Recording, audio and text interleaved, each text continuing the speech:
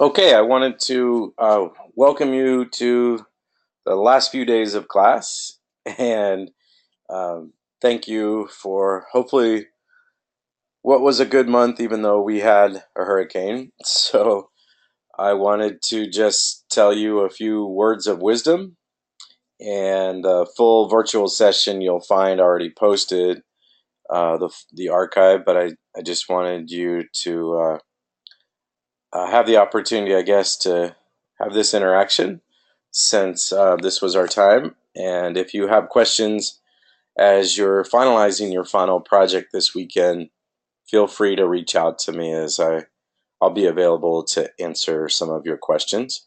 So I know you're watching this after the fact, but I'll go ahead and try to just give you a few words of wisdom, like I said, as you get started to finalize your brand identity. So I think if you look back on everything that you've done, there's a lot of steps that happen to get you to this point.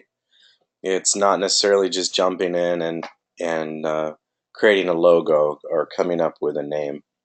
So I wanted you to think of this first as a strategy, and we can wear ourselves out coming up with the perfect name or the perfect logo and waste a lot of time and resources too. But if anything you get from this class is to really think about the strategy and creating that authentic brand.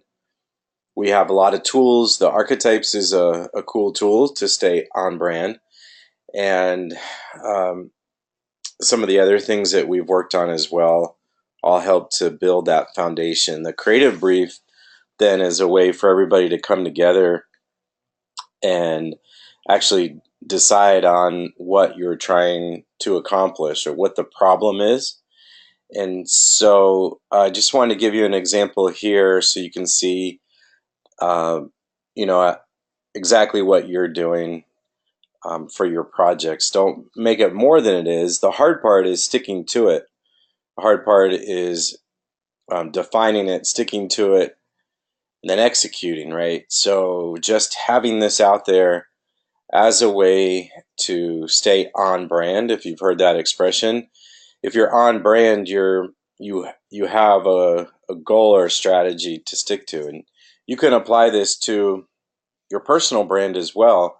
So back in week one, I know we rushed through that, but that's okay. You can go back and look at what you've created in week one in terms of your positioning statement and build out your creative brief of, and also with the archetypes, I think too, you can apply this to now. Go back and look at, your story, how you're going to stay on brand, and then what type of messaging, what words and colors and designs as you move forward with your branding and thinking more along those lines. So in this example, then with Florida Lottery, they went from what looked to be a sign, right, for a flamingo crossing sign to something that was a little bit more appealing and more fun. And that's what they were facing was, what how do we get people involved and how do we let them know that this is something that can be fun and interactive while at the same time building on the story of helping students through scholarships. And so I wanted you just to see this was a press release that was sent out a long time ago now, a few years. If you haven't been in Florida, um, you probably haven't seen too much of this, but if you have, you've seen it all around gas stations and ads and billboards. So again, that you can see in this basic setup here of the creative brief, they were moving from not much awareness, not much excitement for the brand, to something that showcased the 25 years of achievements, innovation, and stewardship, as long as creating excitement about winning and just playing the game itself. They wanted it fresh and dynamic, and they wanted it to tell the backstory of helping out assisting over 600,000 Florida students. So it sounds, very basic, very simple. Anybody can do it. But the hard part is sticking to it so that when you go to social media, when you go to advertising, when you go to just the website itself, it all stems from their core story, and that's it. That's what this is about. So everything that they do then should stem from that main idea, that creative brief, and build on top of that. And you can see here in this example, not too long ago, a few months now, but building on the story that there's something behind just playing the game. Every play is for education that stems directly from their creative brief. All right, so the lesson here again is have a strategy before you get into solutions and work towards that. What you can do now as part of this process is to look around you and see how companies are defining their brand, what messaging they're using, what visuals, what words and designs they're using, and think in terms of trends, what's happening around you, but also how the audience reacts to certain images or certain messages. Um, we could talk more about that, but that again, it's part of the research phase in knowing your competition, but also just knowing the trends around you. That's why I had you do the paper, just for you to get into that mindset. But if you don't know what's happening around you, if you don't know your consumer, then you're probably not going to be able to communicate with them, and that's really where this comes down to. So these are the questions in the assignment themselves, but again, it's another step in coming up with the brand identity. So you can see some of the questions here about what is your positioning statement, what's your brand promise, what words, thoughts, words, emotions come to mind. All of it's similar, it's all the same thing, but again, each and every question here takes you a little bit closer to defining the brand and how you're going to be unique, and then how you're going to find that solution. So if you take an existing brand like your brand hero, like what you did in week one, and you got to the why it matters, and you got to that emotional connection, then that's where you need to be for your assignment, your own brand, and also your personal brand. So what emotional words come to mind when somebody thinks about your brand? Write that down. That's part of your creative brief. Keep it short and simple. You don't have to write a whole lot for me or for when you do this in the real world. It's really just this is what we're about, this is what we're sticking to. And if we do this, we're going to have success because people are going to know what we're about. Just some clarity around your positioning statement. This is what you're seeing in front of you now. If I've done this right. And it's hard to get feedback because nobody's here right now, but the positioning statement is for define your audience, define what you do, define the category, which provides what's the main benefit. Again, the why it matters. And then identifying your main competition and how they're unique. That's it. That's your brand positioning statement. Nobody has to see this. This is an internal statement, just like the creative brief. It builds on what you just saw, um, so that you can make decisions in terms of your brand identity. That's it.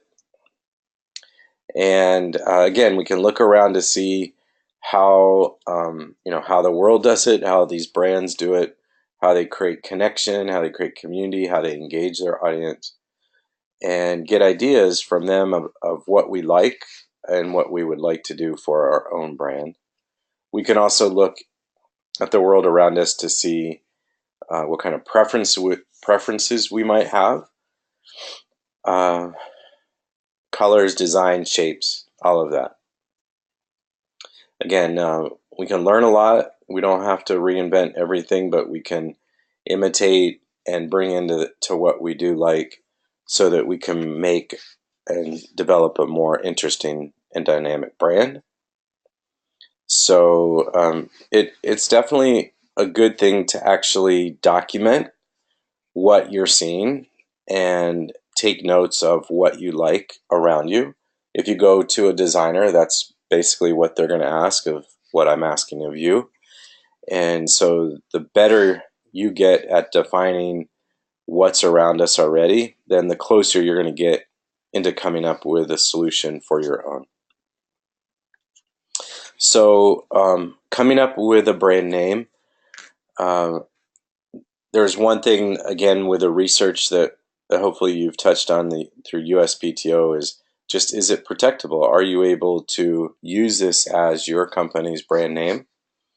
So that's one real easy to decide on. You can go to USPTO and search, go to Google. You can ask people what they think, and if they say, "Oh, I think I've heard that before," obviously that's a test to help you through this process. But then being creative, trying to measure your success based on the criteria you set out that I just mentioned, goals, strategies, and then this would be a tactic, right? Coming up with a name is a tactic to impress upon your audience that, hey, this is what my brand is about.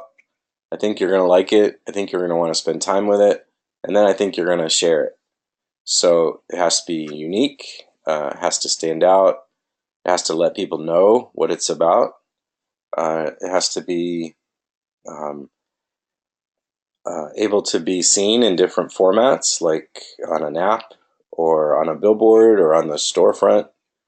Or if you introduce another brand, the idea of extendability, that it works in different ways so that people get it. There's a lot of resources out there. This is an article that I'd recommend if you're having trouble with a brand name, Taking the Mystery from Product Naming, and you can Google that if you can't find it.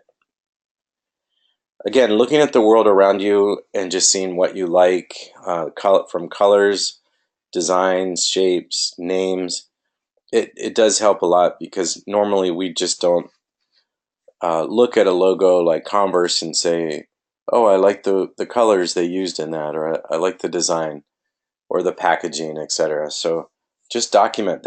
This is the time right now for you to make those findings about what you do and don't like, but more so more so about what your audience is going to be engaged with most.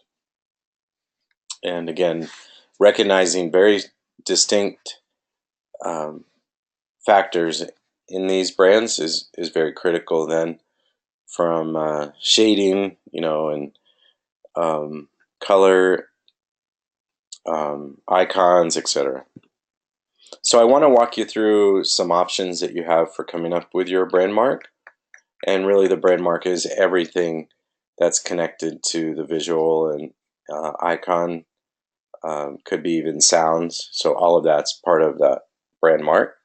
So typically uh, the most used is a picture and a word mark, which is a stylized font consistently used that we recognize the brand by. So in most cases, that's what's happening around us. And for obvious reasons, is we want to capture someone's attention, and then we need to let them know that, hey, there's some way to get in touch with us through the website, right? So we actually have the words that helps us say it, and then find us online or find us through storefront, etc. If you'll screenshot this, it'll help you, because I'm going to ask you to define your brand identity and tell me about it. So in the assignment, I'm asking you for two different concepts, which means two different solutions, not a variation of the same. So these would be different options you have to creating a brand mark. You have the word mark, the letter form, an emblem, pictorial mark, and an abstract mark. And you can see some examples here. If you need help or options, let me know. I know we only have a few days left, but if you need some help or stuck, I'd be happy to give you some ideas. For the assignment, you don't have to finish out a logo. You could do a sketch. You could go online and look at, they have different tools you can use to create a logo. Logo Maker is one. Tailor Brand is another. You don't have to buy anything, but you could just sketch it out and give some details about what your vision is and provide some details. So I'm looking for two different concepts like that. And again, if you have any questions, just let me know. Sometimes it does get confusing when you're not sure what you need to do. So again, looking at the landscape, I guess the competitive landscape really, as you're trying to build a brand that's going to take market share, just look at what's happening around with colors, designs, and shapes. And look for that inspiration of why you're doing what you do, and the backstory with Virgin, just trying to shake things up and shock people, to do something totally different, to do things in a different way. So that little bit of backstory helped build the brand and define the culture, which is what you're talking about, well, last week and this week as well, trying to define the culture and how you would message that. So if you want to take a screenshot of this, this will help you maybe do some brainstorming to really fine tune what you are doing and how you can create a more meaningful brand. So all of these things need to happen in order for you to come up with a solution, from defining what you do with features and benefits, defining the attributes, which are those emotional words, how we're connected, to defining how you're unique, your positioning. Your backstory is how you could bring significance into the name or icon. Your brand heroes and competitors help us really determine how we're going to stand out or how we might want to fit in to the market with our audience in mind. And visual elements are just things that you like. If you like rainbows or unicorns or oak trees or sunsets, all of that has a way of, maybe not in the final version, but it has a way of helping you brainstorm and coming up with a solution that really fits to what your brand is about. And if you have any questions on that, again, it's pretty straightforward. Just have fun with this. Like, use it to brainstorm and come up with different ideas. And try to finish out your prism as well. If you're not coming up with a solution for the logo, maybe jump back into some of these other things like culture or define the product. I notice that a lot. And you might be an artist manager or a photographer, but you haven't really thought about what you're going to offer. So what's the package look like? What does the package that you offer look like? So if a customer was to come to you, what would they buy? What would you offer them, and what would you call that? And it has a way of helping us shape the experience around the consumer. And again, that may in turn give you an idea about the culture, and then about it all comes together. It all will fit together at that point. So a couple websites, underconsideration.com/brand new.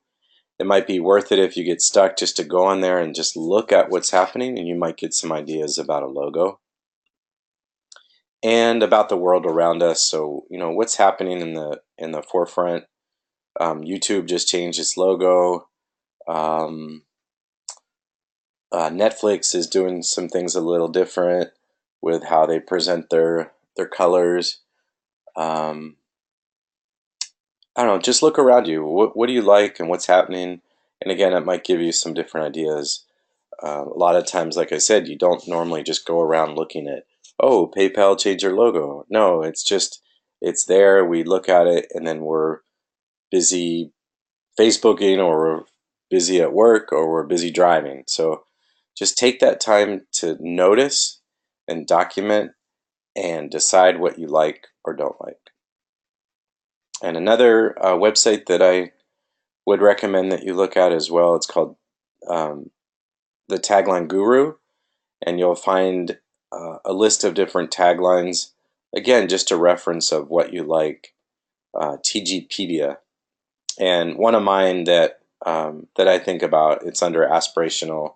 It's Apple's, and their tagline was "Think Different," and they're using it um, in recent campaigns to try to differentiate themselves from Samsung and others who are definitely taking away their market share. So I think that's about it. I want to wish you the best in the program as you continue. Reach out to me on LinkedIn and stay authentic, keep branding. If I can help you along the way, I'm happy to do that.